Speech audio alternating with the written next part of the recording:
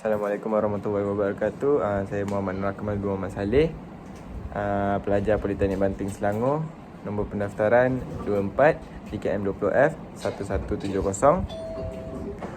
Saya akan membentangkan berkenaan teori-teori etika dan peradaban untuk subjek MPU 21052. Okey. Untuk pengenalan, Etika merupakan satu prinsip tingkah laku individu yang diterima dari segi moral. Kepercayaan peribadi seseorang individu tentang kelakuan yang baik.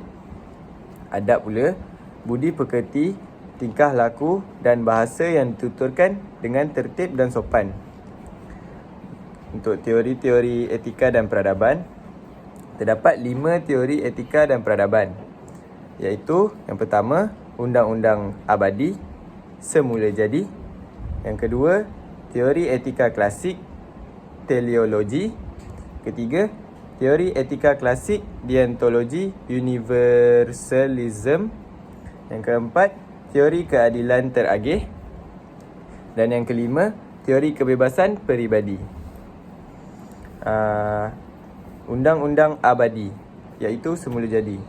Pemimpin agama lebih berdasarkan kitab suci berbanding pertimbangan logik. Teleologi Kristian, peraturan keemasan, lakukan kepada orang lain seperti mana anda mahu orang lain melakukan kepada anda.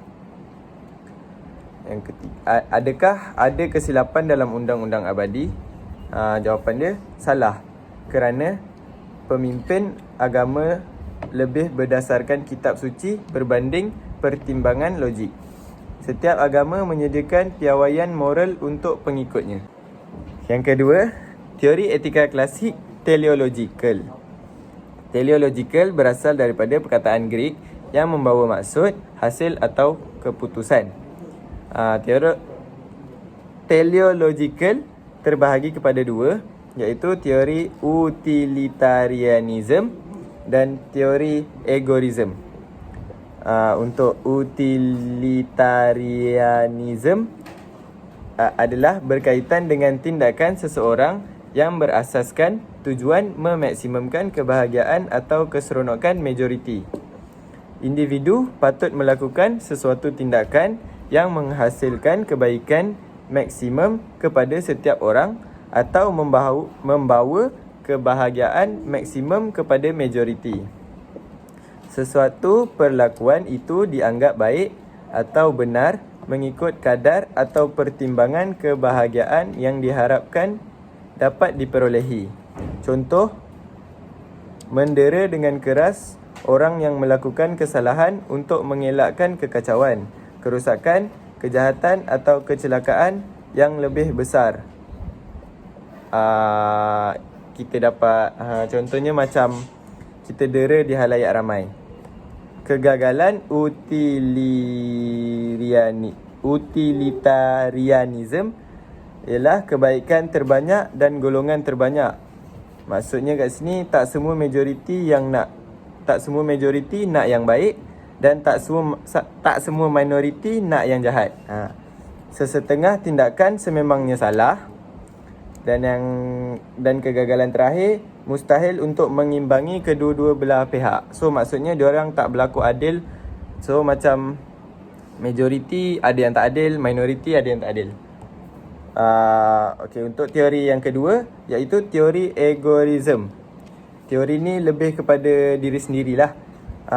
Teori egoism adalah teori yang menyatakan bahawa sesuatu tindakan itu adalah betul jika ianya membawa kebaikan kepada diri sendiri dan sesuatu itu buruk jika ia membawa keburukan kepada diri sendiri. Untuk yang ketiga, teori etika klasik deontologi universalism.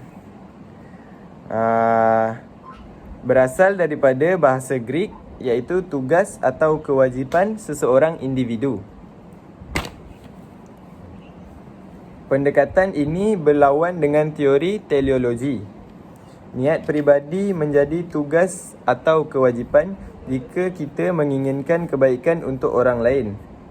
Tugas utama melayan orang lain merupakan matlamat tersendiri yang berharga, bermaruah, dihormati dan bukan alat bersifat ihsani. Kekurangannya, tidak mempunyai keutamaan darjah, sukar melayani orang lain sebagai matlamat dan bukan sebagai alat sepanjang masa. Ya, Assalamualaikum. Nama saya Muhammad Iqlil Bezan Abidin. So, saya akan sambung daripada Muhammad Noor Akbar tadi yang dia dah present sampai nombor 3. So, saya akan start dengan nombor 4. So, nombor 4 adalah teori keadilan terakhir. So, teori keadilan terakhir merupakan keutamaan satu nilai tunggal secara eksplisit, iaitu keadilan. Ia merupakan sikap kebaikan pertama institut sosial. Kebenaran adalah kebaikan pertama bagi sistem pemikiran. Elemen yang menjelaskan masyarakat dua institusi yang terdapat dalam masyarakat kerjasama. Contohnya, individu merasakan usaha yang dilakukan bersama membawa banyak faedah daripada melakukan seorang. So, selain daripada itu, dia ada konflik sekali. So, konflik dia kat sini, manusia mementingkan keadilan dalam pembahagian faedah mereka. Oleh itu, mereka menginginkan lebih faedah yang dimiliki oleh seseorang saja. Sistem ekonomi moden mengamalkan prinsip seperti sama rata, pendidikan awam. Contohnya macam sama rata ni pendidikan awam yang diagih sama rata lah. So, yang kedua, keperluan usaha. Macam komisen, bekerja usaha, keperluan sendirilah contoh. Lepas tu sumbangan, penghormatan awam dan kecekapan. Gaji pengurus boleh diberikan. So, selain tu, mereka juga membentuk satu konsep ketidaksamarataan bersyarat amna. Perbezaan faedah perlu dijustifikasikan. Mereka juga akan memastikan perbezaan faedah yang dihasilkan seimbang untuk semua, terutamanya anggota masyarakat yang paling kekurangan. So, nombor 5 ialah teori kebebasan peribadi. Sistem ini merupakan satu nilai tunggal berbanding suatu prinsip kebebasan. Kebebasan dianggap sebagai keperluan utama masyarakat. Masyarakat dalam sebuah persatuan antara individu dan masyarakat bekerjasama untuk mendapatkan keuntungan ekonomi. Contohnya pertukaran barang, pertukaran kehormatan, hadiah yang diterima.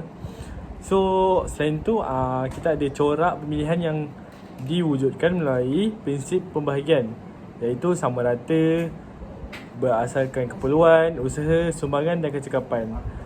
Selain itu, kebebasan peribadi dapat diperluas kepada suatu sistem etika untuk membuat penilaian terhadap kelakuan. Individu-individu mestilah dibenarkan membuat pilihan sepenuhnya untuk memandu ke arah kebajikan mereka sendiri. Contohnya macam dorang ni berhak memilih keperluan dorang sendiri. Macam dorang nak pilih ini ke, itu ke, ikut hak sendiri. So, pilihan ini akan diambil kira. Macam dia ambil kira adil ke, tak betul ke, wajar ke. Dia macam ada, kalau kita pilih ni, dia akan dijustifikasikan lagi kepada 3 prinsip tadi lah. So, selagi peluang membuat pilihan yang sama diberi kepada orang lain. Keadilan bergantung pada peluang yang sama untuk memilih dan menukar, bukan di atas pemberuntukan yang sama untuk kekayaan dan pendapatan. Kelemahan konsep kebebasan, liberty. So, kat sini kita dapat satu definisi kebebasan yang sempit, yang menghadkan bab negatif untuk tidak mengalami gangguan kepada orang lain. Misalnya, hak untuk hidup, maka sudah tentu kita mempunyai hak untuk tidak dibunuh oleh jiran kita. Tetapi ia juga boleh termasuk hak untuk meneruskan memperoleh sedikit peringkat makanan yang minimum, tempat perlindungan, pakaian dan bantuan perubatan yang sama yang mana wujud daripada daya usaha peribadi sendiri berbanding daripada kerjasama sosial. Jadi itu saja untuk perbincangan kita orang pada hari ini. Terima kasih.